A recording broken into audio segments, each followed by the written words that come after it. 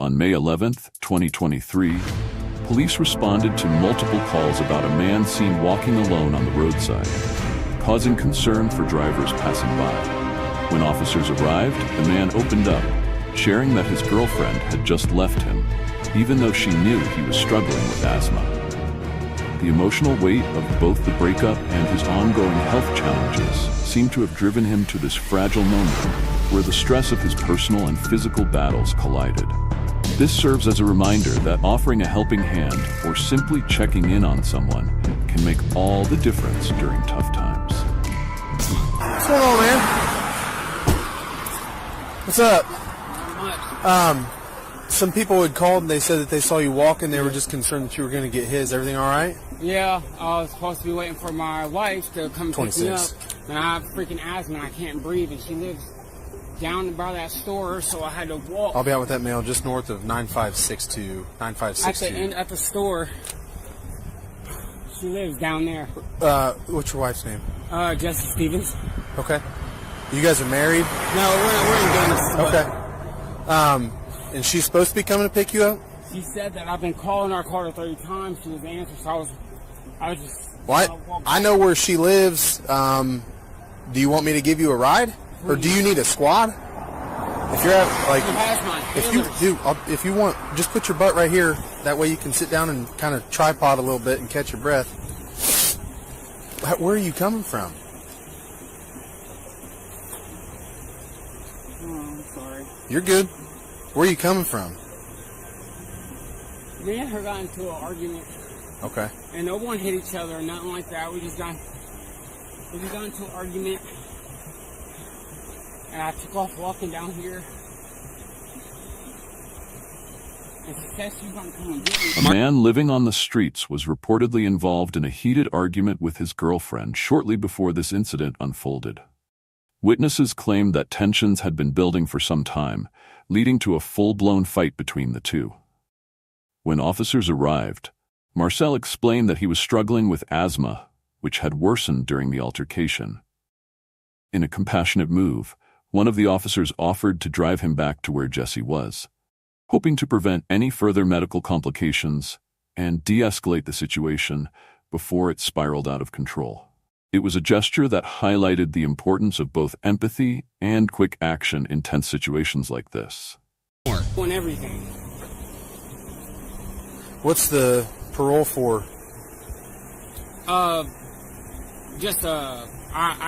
did some time because I had a registration thing and I messed up for so Like many years. sex offender registry? Yeah, and I they got sent me you. to prison. Okay. And I got out and I'm only got 3 months left and I'm finished with everything.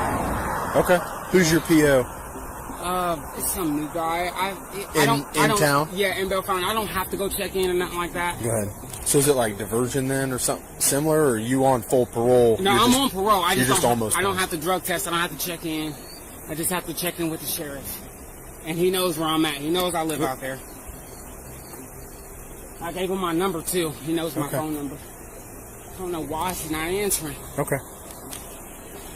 Do you mind if you give me a ride there? That's fine. Before we get in, do you mind if I just pat you down, make sure you don't have anything? I have, I'm not suicidal or nothing, but I do, there's pocket knives in there. Okay. They're little tiny ones. Okay, that's fine. I don't Just have put your nothing. hands there, I'll pat you down real quick. Nothing that's going to poke me, stick me, or blow me up or anything, right? I think I just got my chain on, my rings, and another phone. Just A wallet. wallet. Put this back in here.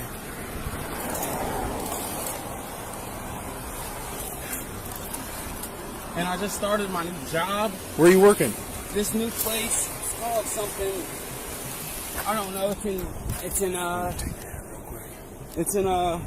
You're good. Kenton. It's this plastic place called Kenton. They're in my, Not plastic pack. no, it's not plastic pack, it's something else. I don't know what it's called. But we do country, we do work out there, and her dad, he has me cutting stuff, cutting trees, cutting limbs. Okay. So that's why I have those. I work for him in his backyard. Okay. But You're fine. Doing anything crazy. As the officer pulled up to Jesse's house, he made sure to ask her an important question. Was Marcel allowed to be on the property? This detail may seem minor, but it becomes a pivotal point as the case unfolds. Meanwhile, during their conversation, neither the officer nor Jesse realized that Marcel, sitting quietly in the back of the patrol car, was already in distress, suffering from a serious asthma attack. This crucial oversight would later have a profound impact on the chain of events that followed, adding another layer of complexity to the situation. It's a reminder of how small moments, left unchecked, can dramatically alter the outcome. Are you all right? Yeah. So I have Marcel in my car. Somebody called in. They were afraid he was walking down 638. They were afraid he was going to get hit. Yeah, I couldn't get this thing to start. I was trying to come and get him. Okay. Why couldn't you get it to start? I don't know. It's a piece of crap. Is he allowed to be here? Yeah. Okay.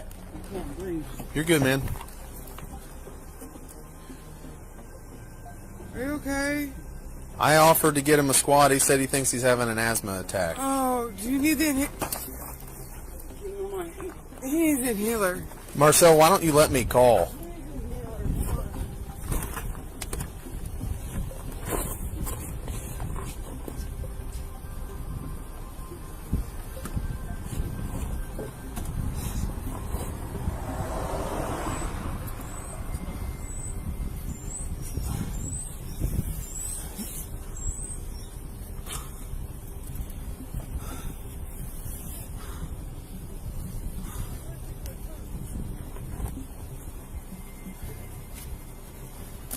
Here. Here. Come here.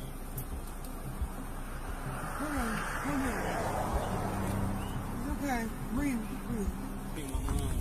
Man, I'm taking you. This thing is a piece of crap. Oh, I bit my tongue. Jesse, have you had anything to drink today? No. You been doing any drugs or anything like that? I can tell you she hasn't. We just got into an argument. No. Okay. Because ever since you stepped out of the car, you've been stumbling. You're slurring your words. So. Oh, no. I'm not on anything. No. Do me a favor. Look up. Okay. Oh, that thing's a piece of crap. What's wrong with the CRV? My tongue, I bit it. Go ahead. I called you. Why don't you answer me? Oh, it's on vibrate. I was trying to get this to Call start. my mom. The keys were supposed to be brought back to the CRV, but my dad never showed up. Referring back to his initial observation, the officer calmly asked Jessie if she would be willing to complete a few field sobriety tests, just to make sure she was fit to drive safely. As suspected by many who had been observing the situation, she struggled to pass the tests. This moment, though routine, marked a turning point, raising concerns about her ability to handle the situation responsibly and foreshadowing the complications that would soon follow. All right.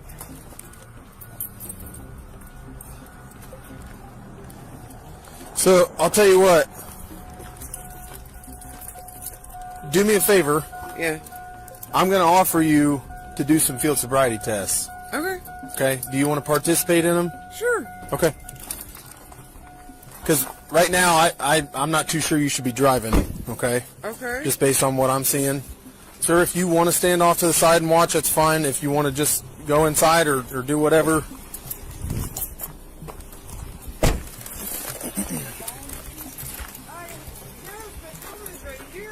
Here, man. Please have it. You drop this. I'm sorry. You're good. It's a 2468, man. I put this on my tongue.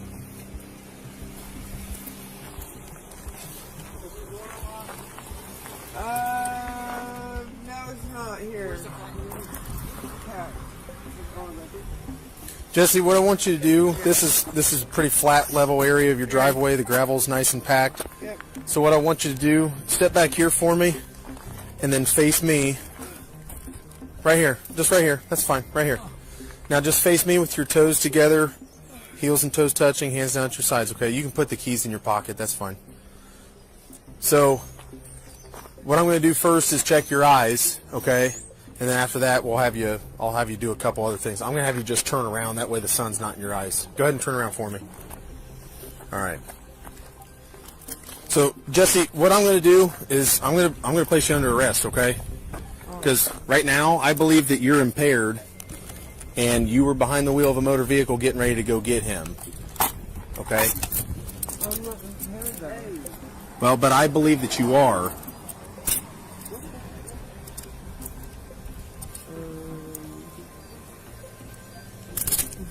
So what does that mean, sir? I can get 2 fingers in there, okay? So just leave your hands together like that, palms facing each other. What's this mean? I don't understand. This means she's going to go to the jail with me. Okay. I don't know the charges. I don't get it. I don't Well- know why she failed it. Well, based on what I saw is why she failed it, okay? And I could include all the reasons why, but just based on my training and experience, she's impaired. Okay? Marcel was clearly frustrated by the situation, but there's a sense that his anger stems from something deeper. It feels like there's more to the story, a hidden layer of tension that's been simmering long before the arrest. The frustration on both sides seems to hint at unresolved issues or unspoken grievances, building up pressure that finally erupted on this day. As events unfold, it becomes clear that something else is brewing beneath the surface, and this moment is just the tipping point of a much larger, more complicated situation. Arrest. Well, I don't really know. I'm not really sure. Okay. Well, they're on you, so I'm just going to leave them with you then, okay? Alright. Watch your leg. Marcel, here's the deal. So here's the deal. She's going to go to the jail. I'm going to figure up what I'm all charging her with. Right now, it's going to be physical control of a motor vehicle. It's similar to an OVI. It's not the same, but it's the same kind of charge. Okay. Do you know if she does drugs, or has she ever done drugs around you? I've never. No. Okay. Well, right now, that's what's going to happen. What do you need to say? I just need to know what I need to do, man. Her dad's gone. Okay. Fuck! Jesse, is he allowed to be here? Yeah, I think that's what he's curious. Is he supposed to be here? Does your dad know he's here? Well, yes and no. Okay. Because I know there's been some issues in the past with him and at least the one boyfriend that I know of. But Yeah. if he's not supposed to be here, he's wanting to know what he's supposed to do or where he's supposed to go. Well, is there any way I can call my dad? Yeah, I mean, I can facilitate that. What do you know his number off the top of your head? Yeah. Okay, let me get my phone real quick, okay? It turns out that Jesse's father was not at all happy about Marcel being on his property and made it clear that he wanted him gone. In fact, this wasn't the first time her father had taken a firm stance like this. He had previously refused to let another one of Jesse's companions stay at the house. This history explains why, the moment the officer arrived, he wasted no time in asking Jesse directly whether Marcel was truly welcome on the property.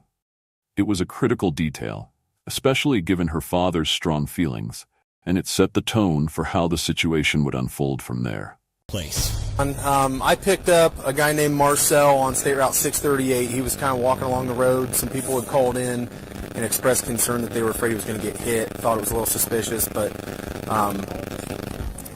I'm okay. I have a female 21. But so I brought him here. He said his fiance is Jessie, so she was supposed to be coming to pick him up after they got into a fight. And when I pulled in the driveway, she was in the Suburban with the keys in the ignition, eating a bowl of cereal, and I believe that she's under the influence of some sort of drugs or alcohol. They stayed up all night arguing. Okay, that's what he said. She is extremely tired, I know. Well, and I just ran her through some field sobriety tests, and she did not perform very well. Which being tired won't really affect, walking and balancing. And there's some other to do. And I know You're that. supposed to get off my property. Okay, because I've been out here before with one of her ex-boyfriends, and I think you remember me from that. So I didn't know if this was a similar situation where, if he's not supposed to be here, we need to facilitate him leaving. Yep. Okay. I don't want him at my place at all.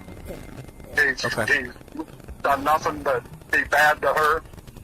I mean, he's a control freak. He won't even get a job because he can't stand to be away from her. He wants to have her right under his thumb where he can watch every move she makes. Okay. And, yeah, I know that she's, she might smoke some weed, I don't know. But, well, she's got some white powder residue in her nose too, so oh gosh. I'm not sure exactly what it is, but I have to inquire a little bit further about that.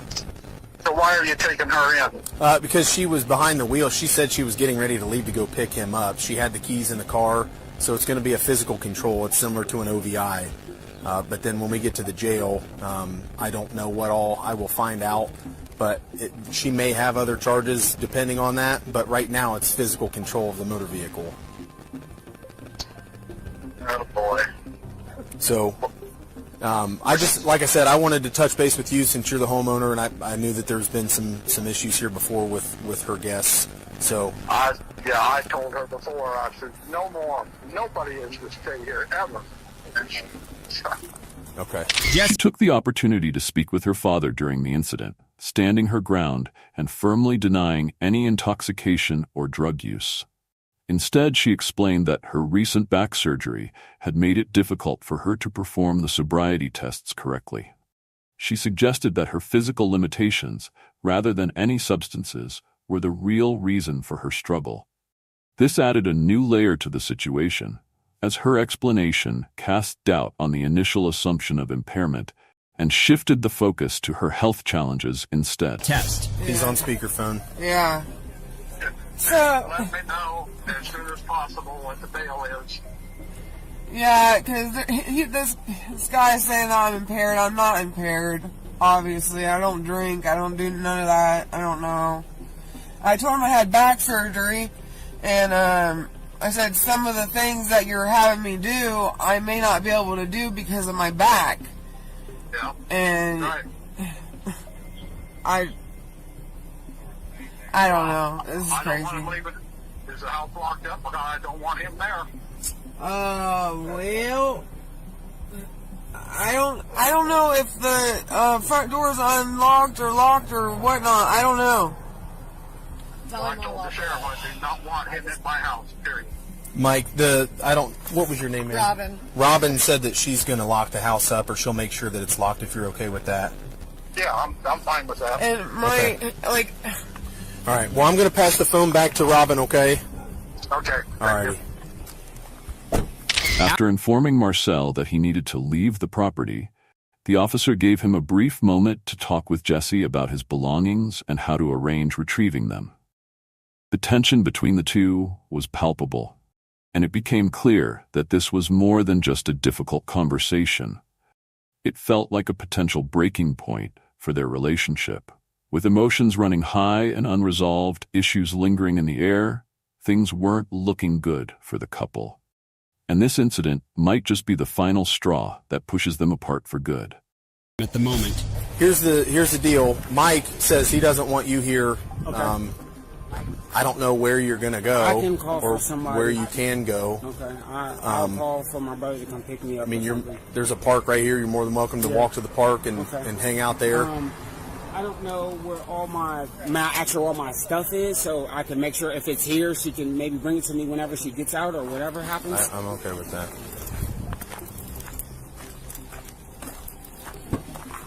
You can come back here. Right here in her pocket. Does he want them left? Okay, well, I can't. The front door is locked, so I can't hang in there. But He wants to ask you where his stuff is, Jesse. Jesse, listen to me, man, for real. Look at me. Yeah. I'm sorry this shit happened, bro. This shit's fucking ridiculous. We should not be fucking fighting like this at fucking 4 in the morning, man. We gotta stop this shit.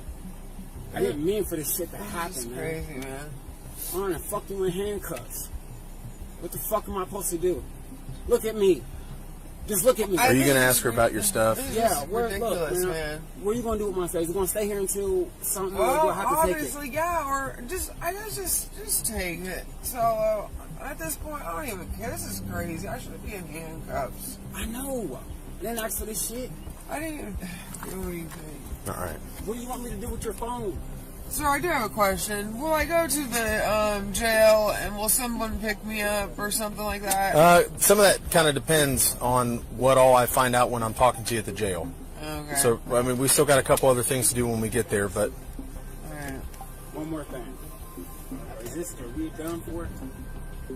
Can we not talk Yeah, about we're not this going right to now? host the Maury show. Alright, I'll just wait. My bad. I'll just leave this shit here. I'll call While Marcel was still trying to figure out his next move, Jesse's father stepped in once again, this time more forcefully. He pulled the officers aside for another conversation and made it crystal clear. Marcel had to leave his property immediately. No exceptions. There was no room for negotiation, no chance of a compromise. Jesse's father was adamant and unyielding in his decision, making it clear that Marcel's presence was no longer welcome and that he needed to be gone as soon as possible. The situation was quickly escalating, leaving Marcel with little choice but to comply.